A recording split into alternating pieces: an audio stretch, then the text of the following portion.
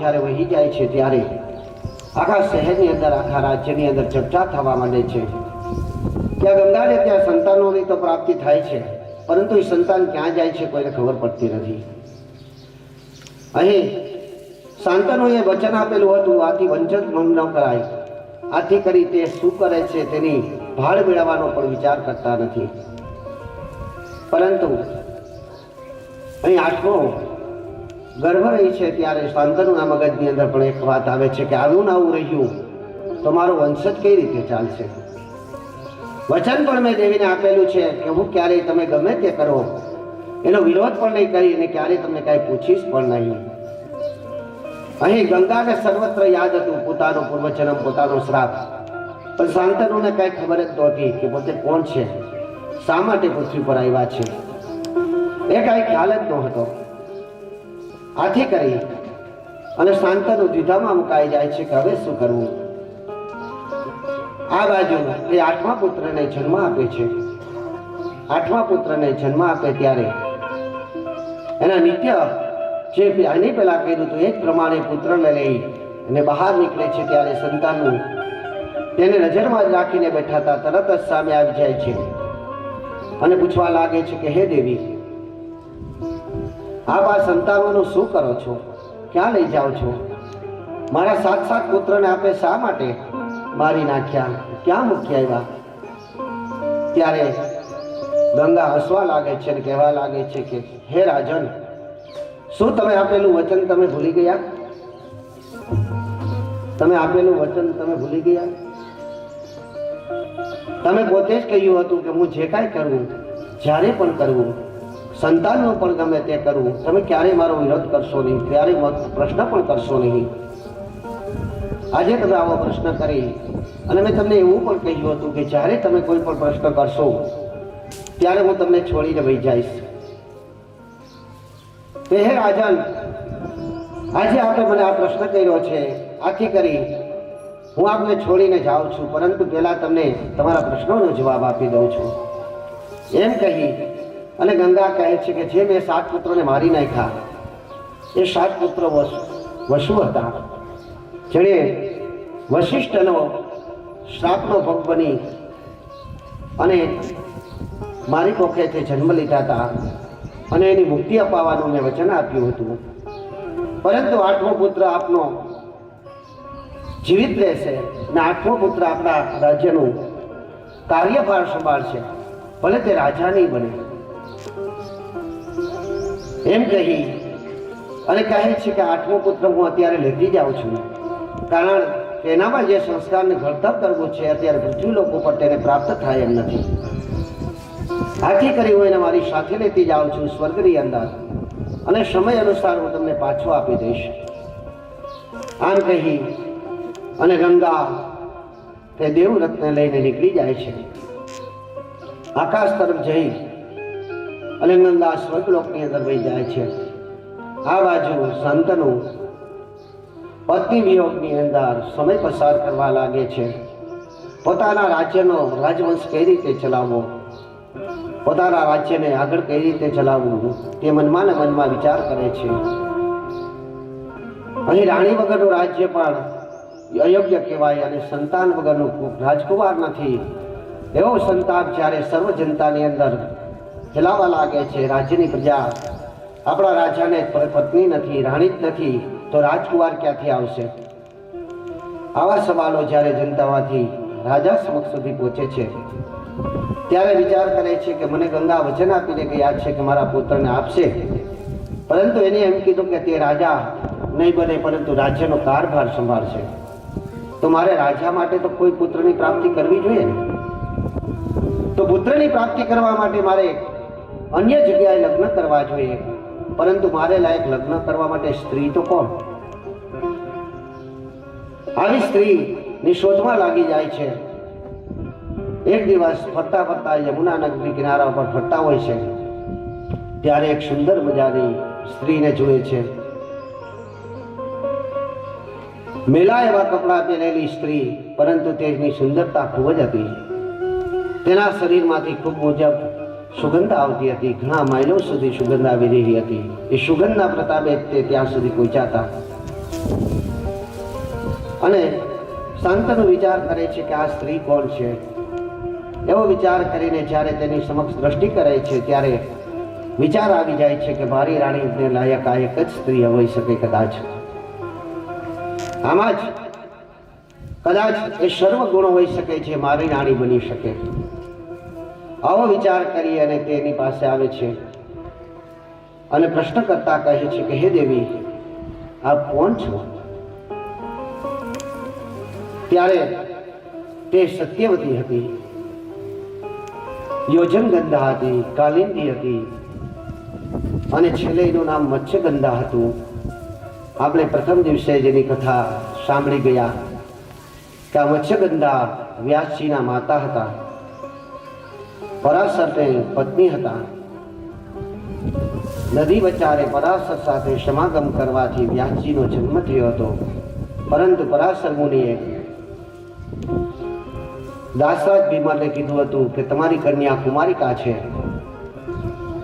તેનું કોઈ પણ શીલભંગ થયું નથી. આથી કરી આપ એને કુંવારી તરીકે ગમે ત્યાં પરણાવી શકો છો. હું મારા પુત્રને લઈને જાઉં છું. આમ કહીને પરાશર ઋષિ પોતાના વ્યાસને લઈને નીકળી ગયા હતા. પરંતુ આ બાજુ સત્યાવતી જે છે પોતાના મનની અંદર ઘણો બધો સંદેહ રાખતી હતી, પરંતુ ક્યારેય કોઈથી કોઈ વાત છુપાવતી ન હતી. આથી જ કરીને એનું નામ સત્યવતી હતું. યોજનગંધા પણ તેનું નામ પરાશર ઋષિના સ્પર્શ કરવાથી જે માછલીની ગંધ એનામાં આવતી હતી તે ગંધ વહી ગઈ અને એક સુગંધ આવતી હતી. માઇલો સુધી જેની સુગંધ આવતી હતી. 1 માઇલ બરાબર 3.5 કિલોમીટર થાય. તવા અનેક માઇલો સુધી જેની સુગંધ આવતી હતી એવી કન્યાનું નામ જ્યારે યોજનગંધા રાખવામાં આવે છે. આ કહે છે કે હે રાજા, હું યોજનગંધા છું, હું સત્યવતી છું. ત્યારે શાંતનુ કહે છે કે હે દેવી, તમે મને મારા મનને ભાવી ગયા છો. હું તમારા રૂપ પર પ્રસન્ન થયો છું, હું તમારા રૂપથી મોહિત થયો છું. હે દેવી, જો આપને કોઈ અયોગ્ય ન લાગે તો હું આપને સમક્ષ એક વાત કરવા ઈચ્છું છું. કહો રાજન. ત્યારે તે કહે છે કે હું આપની સાથે લગ્ન કરવા માંગુ છું. સત્યવતી કહે છે કે રાજન, વાત તમારી સત્ય, તમારો વિચાર સાચો હોઈ શકે, પરંતુ હું તો એક મચ્છિયારાની દીકરી છું, દાસરાજ ભીમનની દીકરી છું. આ નદીની અંદર આ બાજુથી આ છેડેથી બીજા છેડે લોકો જાય, એને આ નાવની અંદર બેસાડી સામે છેડે લઈ જઈએ છીએ. માછીમારી અમારું જીવન ગુજારીએ છીએ. શુદ્ર જ્ઞાતિની અંદર અમારું વાસ છે, અમે શુદ્ર છીએ, તમે રાજા છો. મારો સ્વીકાર તમે કઈ રીતે કરી શકો? તમે કઈ રીતે મને રાણી તરીકે રાખી શકો? શાંતનુ કહે છે કે રાજાને ગમે તે રાણી. હે દેવી, હું વર્ષોથી કોઈ એક સુંદર સ્ત્રીની શોધમાં હતો અને સ્ત્રી મને આપની અંદર નજર આવી છે, માટે મને ના ન કહો. આપ કહો તો આપને કહો તે વચન આપવા તૈયાર છું. ત્યારે તે દેવી કહે છે કે હું મારી પિતાની આજ્ઞા વગર કોઈ પણ કાર્ય ના કરી શકું. આપ મારા પિતાને કહો. એમ કહી દાસરાજ ભીમર પાસે જવાનું કહે છે. શાંતનુ તરત જ પોતાના મંત્રી સાથે દાસરાજ ભીમર પાસે આવે છે અને એની કન્યાનો હાથ માગે છે. દાસરાજ ભીમર કહે છે કે નહીં. કેમ? હું એક રાજા છું, શું ઘટે છે મારી પાસે? સુરવીર છું, પરાક્રમી છું, તેજસ્વી છું, યશસ્વી છું. મારી પાસે શું કમી છે કે આપ ના પાડો છો? ત્યારે સત્યવતી અને દાસરાજ ભીમર સત્ય હકીકત કહે છે કે તમે જેને કુમારી માની અને જેની સાથે તમારું માગું નાખો છો એ કોઈ કુમારિકા નથી. ભલે પરાશર ઋષિએ એમ કીધું કે તું સદા કુમારિકા રહીશ, પરંતુ તેને પરાશર ઋષિ સાથે સહવાસ કરી અને પુત્રને જન્મ આપ્યો હતો. એનો એક દીકરો પણ છે જેનું નામ વ્યાસ છે. અહીં તે તો પણ હા પાડે છે કે ભલે, પરંતુ અત્યારે તો નથી ને. હું એમની સાથે લગ્ન કરવા માટે તૈયાર છું, હું એને સર્વ સુખ આપવા માટે તૈયાર છું. આપ શા માટે એને ના કહો છો? ત્યારે દાસરાજ ભીમર કહે છે કે એક દિવસ પરાશરની વાતમાં આવી અને મારી દીકરીએ જે ભૂલ કરી એ ભૂલની સજા હજી તેઓ ભોગવે છે. આજે એની પાસે નથી પતિ કે નથી એની પાસે પુત્ર.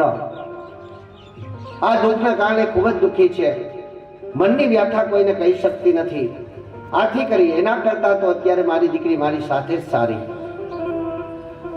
પરંતુ જ્યારે રાજા ખૂબ જ આગ્રહ કરે છે ત્યારે દાસરાજ ભીમર કહે છે તો ઠીક છે, તમે એમ કહો છો કે તમારી સર્વ શરત માનવા હું તૈયાર છું, તો મને વચન આપો કે આ સત્યવતીના કુખે જે જન્મ લઈ એ બાળક જ તમારો યુવરાજ બનશે. અહીં કથામાં પાછી કથા આવી જાય ત્યારે સંતનું કાંઈ પણ કહેતો નથી અને ના પાડીને આવતા રહે છે કે અશક્ય છે. ઋષિઓ પૂછે છે કે પ્રભુ અશક્ય કેમ? ટૂંક સમયની અંદર ભીષ્મ પિતામહ આપણી વચ્ચે આવશે. ભીષ્મ પિતામહ આપણી વચ્ચે હમણાં ટૂંક સમયની અંદર ભીષ્મ પિતાની ઝાંખી આવશે. તો અશક્ય કઈ રીતે? ત્યારે ફરીથી ભીષ્મ પિતામહની વાત ઉપર વયા જાય છે અને કહે છે કે શાંતનુ જ્યારે પોતે પોતાના રાજ્યની અંદર પ્રમાણિકતાથી રાજ કરી રહ્યા હતા, પોતાની પ્રજા કોઈ પણ રીતે દુઃખી ન થાય તે સર્વત્ર કાર્ય કરવા માટે હંમેશા તત્પર રહેતા હતા. આવા સમયને વિશે આ બાજુ ગંગા નદીનો પ્રવાહ રોકાઈ જાય છે. ગંગા નદીનો પ્રવાહ રોકાઈ જાય છે. પાણી માટે સર્વ લોકો રાજ્યની પ્રજા વલખા મારે છે. કોઈએ ગંગાનો પ્રવાહ રોકી લીધો છે, ગંગાનો પ્રવાહ રોકી લીધો છે. રાજ્યની અંદર આવી વાત થવા માંડે છે ત્યારે શાંતનુ આ કોણ છે અને શા માટે તેણે ગંગાનો પ્રવાહ રોકી લીધો છે? આવો વિચાર કરી અને જે હોય તેને હું રાજા છું, રાજાએ સજા આપવી જોઈએ, કર્તવ્યનિષ્ઠ રહેવું જોઈએ એવો વિચાર કરી પોતાના સૈનિક સાથે તીરકામઠા લઈ અને ગંગા કિનારા આવે છે, ઘોષણા કરે છે અને કહે છે કે જેણે કોઈએ પણ મારી આ ગંગાનો પ્રવાહ રોકી લીધો હોય તે મારી નજર સમક્ષ આવો. જો શક્તિવીર હોય, જો શૂરવીર હોય તો અદશ્ય ન રહો, મારી સામે આવી યુદ્ધ કરો. શાંતનુ આવા શબ્દો સાંભળતાની સાથે જ અહીં ભીષ્મ પિતામહ પ્રગટ થાય છે. એકાદ ગીત લઈ લો માતાજીની ધૂન.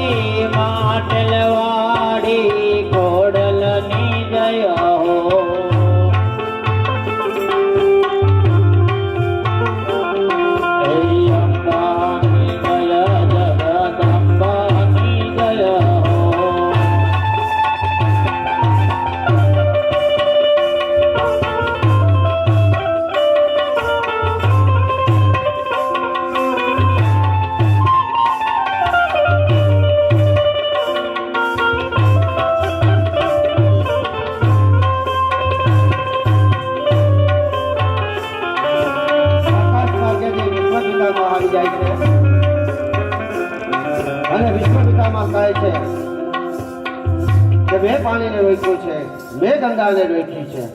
બોલો, અહીં શાંતનુ વિશ્વપિતા સાથે યુદ્ધ કરવા માટે તૈયારી દર્શાવે છે. યુદ્ધ કરવા માટે તૈયારી દર્શાવે છે. ત્યારે ગંગાજી સામે આવી જાય છે, પ્રગટ થઈ જાય છે. બાપ દીકરો યુદ્ધ કરવાની તૈયારીમાં હોય છે. વિશ્વપિતામાં બાણ ચડાવે છે. એ જોઈ અને ગંગા તરત જ સામે આવી જાય છે અને કહે છે કે ભાઈ, શાંતનુ સમક્ષ નમન કરી અને કહે છે કે આ તમારો જ પુત્ર છે.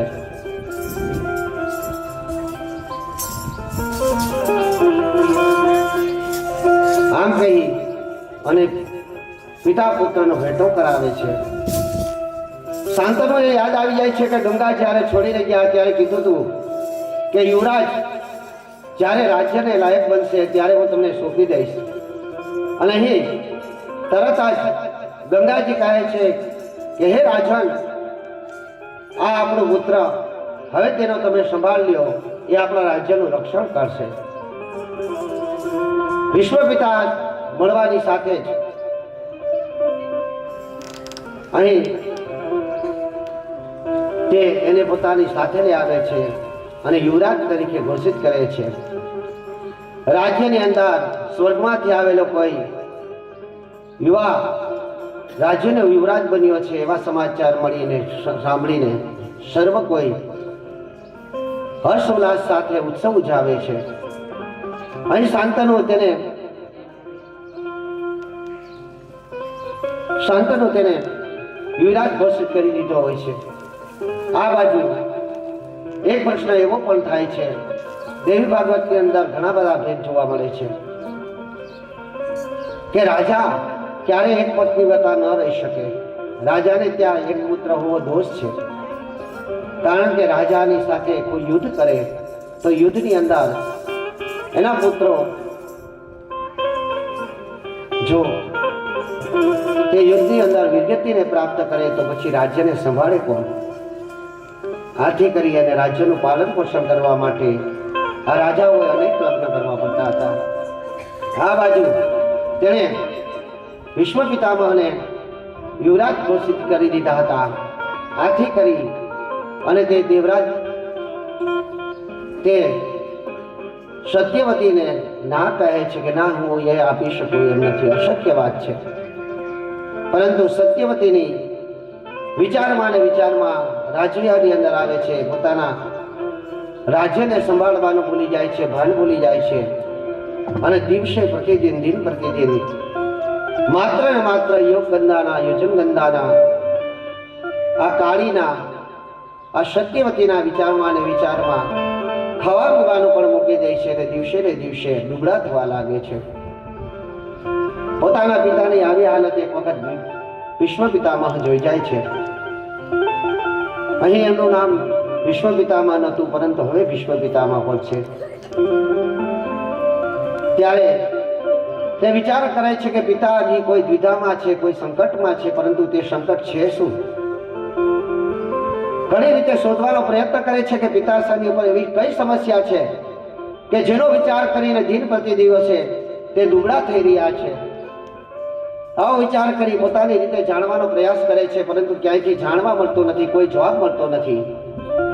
ત્યારે શાંતનુના જે મુખ્યમંત્રી હોય છે, અંગત સલાહકાર હોય છે, એમને વિશ્વ પિતા એક વખત રથમાં બેસાડીને લઈ જાય છે અને વિચારે છે કે આ જો આ મંત્રીને ખ્યાલ હશે અને ફરતા ફરતા એને એક પ્રશ્ન કરે છે કે હું એક પ્રશ્ન તમને કરી શકું છું?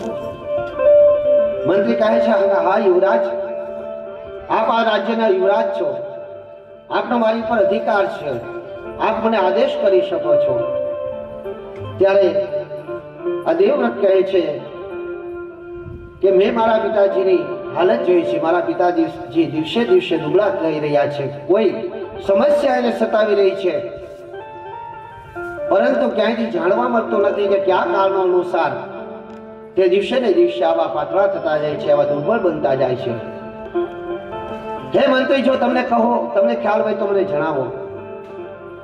ત્યારે આ મંત્રી તેને સર્વત્ર વાત કહે છે કે સત્યવતી સાથે તેમને લગ્ન કરવા છે. લગ્ન કરવા છે, એમાં ન કરવા પાછળનું કારણ શું? તો કારણ કાંઈ નથી.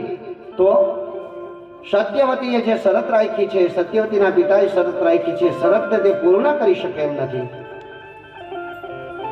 અરે એક રાજા કોઈ સ્ત્રીની શરત ન પૂરી કરી શકે એવું બને ખરું?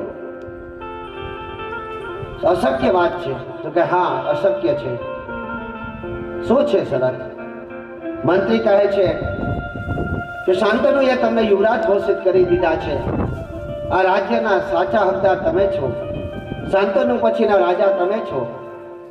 અને એ યોજનગંધાના પિતા દાસરાજ વિમરે લગ્ન કરવા માટે એક જ શરત મારી છે, અને શરત રાખી છે કે શરત જે સત્યવતીના કુખેથી જે બાળક જન્મ લઈ, એ બાળક જ આ રાજ્યનો સંભાળ રાખે ને એ જ આ રાજા બને. તમારા પિતાશ્રી આખા રાજ્યને વચન આપી દીધું છે અને તમને યુવરાજ ઘોષિત કરી દીધા છે. આથી પોતાના વચનને મિથ્યા કરવા તે તૈયાર નથી અને સત્યવતી સાથે તે લગ્ન કરી શકતા નથી અને હંમેશા માટે એની યાદની અંદર ખોવાયેલા રહે છે, એના મોહની અંદર વ્યતીત થયેલા રહે છે. આથી કરી અને કઈ ખાતા પીતા પણ નથી, ખાવા પીવા પર ધ્યાન નથી, પોતાનું નિત્ય કર્મ તરફ ધ્યાન નથી અને એની યાદોમાં પોતાના શરીરને સૂકવી રહ્યા છે. એ વખતે જ્યારે આ ખબર પડે છે ત્યારે તે મંત્રીને કહે છે કે ચાલો આપણે સત્યવતી પાસે જઈએ. દાસરાજ વિમરના ઘરે આવે છે અને કહે છે કે હું મારા પિતા માટે તમારી દીકરીનો, તમારી કન્યાનો હાથ માંગવા આવ્યો છું. કાલે મેં કીધું હતું કે બાપનું માગવું લઈને દીકરો ગયો હતો. અહીં દાસરાજ વિમર કહે છે કે મેં એને વાત કરી છે, મારી દીકરી સાથે લગ્ન કરવા હોય તો તે શરત રાખેલ છે. ત્યારે આ દેવવ્રત કહે છે કે હું તમને વચન આપું છું, યુવરાજ તો મને ઘોષિત કરેલો છે ને, હું તમને વચન આપું છું કે હું રાજા નહીં થાવ અને તમારી દીકરીને કુખે જે બાળકનો જન્મ થશે એ જ રાજા બનશે, મારું વચન છે. તો કે એમ વચન ન આલે. તો કે તો તમારે ત્યાં કોઈ દીકરો થાય અને એ રાજા બની જાય તો? ત્યારે વિશ્વ પ્રતિજ્ઞા કરે છે દેવવ્રત, હાથમાં ધનુષ લાવી આકાશ તરફ માંડી અને દિક્પાલોની કર્મ સાક્ષીએ, સર્વદેવોની કર્મ સાક્ષીએ કહે છે કે આકાશને મધ્યમાં રાખી, દિક્પાલોને વચમાં રાખી, અગ્નિને કર્મ સાક્ષી રાખી, શ્રી હરિનું સ્મરણ કરી ને હું આપને વચન આપું છું કે હું ક્યારેય લગ્ન જ નહીં કરું, આજીવન બ્રહ્મચાર્યનું પાલન કરીશ, આજીવન બ્રહ્મચાર્યનું પાલન કરીશ. ત્યારે આ એ પ્રતિજ્ઞાને વિષમ પ્રતિજ્ઞા કરી હોવાથી આકાશ મંડળ ધ્રુજી ઉઠે છે. દેવતાઓ પુષ્પનો વરસાદ કરવા માંડે છે અને દેવી દેવતાઓ અહીં તેની પર પ્રસન્નતા અનુભવે કરે છે.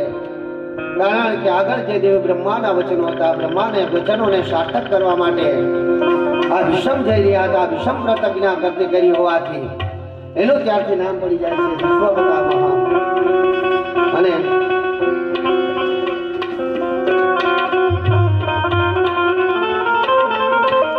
વિશ્વપિતામહ તેનું નામ પડી જાય છે અને તે વચનને હિસાબે જ્યારે દાસરાજ વિમર તેની ઉપર પસંદ થાય છે અને પોતાની કન્યાને શાંતનુ સાથે લગ્ન કરાવે છે.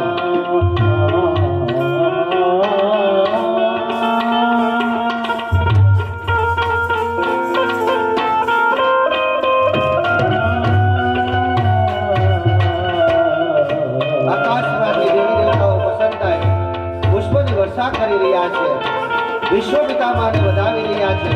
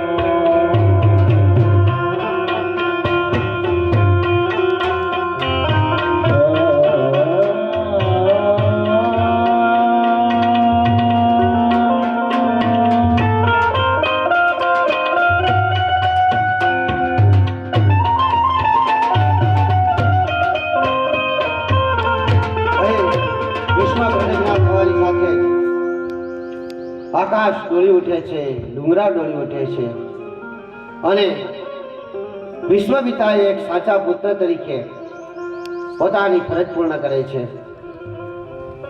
ત્યારે ઋષિવાળો ફરીથી કહે છે કે પુત્ર તરીકે ફરજ કઈ રીતે? તો કઈ વિશ્વપિતા અહીં મંત્રીના મુખમાંથી શબ્દ સાંભળે છે કે તમારા પિતાને સત્યવતી સાથે લગ્ન કરવા છે.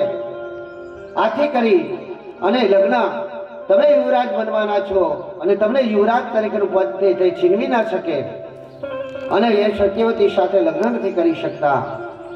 આથી કરી અને તે દિવસે દિવસે નબળા પડી રહ્યા છે. ત્યારે વિશ્વપિતા પોતાના મંત્રીને કહે છે કે એ પુત્ર શું કામનો?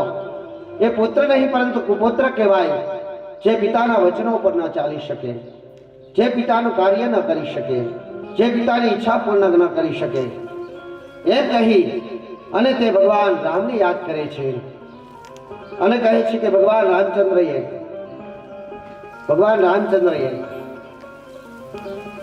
પોતાના પિતાના વચન માટે માત્ર રાજગાદી છોડી નહીં પરંતુ 14 વર્ષ વનવાસમાં વિતાવ્યો. તે યાદ કરે છે પરશુરામને કે પરશુરામે પોતાના પિતાની આજ્ઞા પર પોતાની જ માતાનું માથું વાટી નાખ્યું. તે યાદ કરે છે રોહિતને કે રોહિતે પોતાના પિતા માટે ભર બજારમાં વેચાઈ ગયો અને સવર્ણને યાદ કહે છે કે જેણે પોતાની માતા પિતાના સેવાની અંદર પોતાનો જન્માંતરો પૂર્ણ કરી દીધો.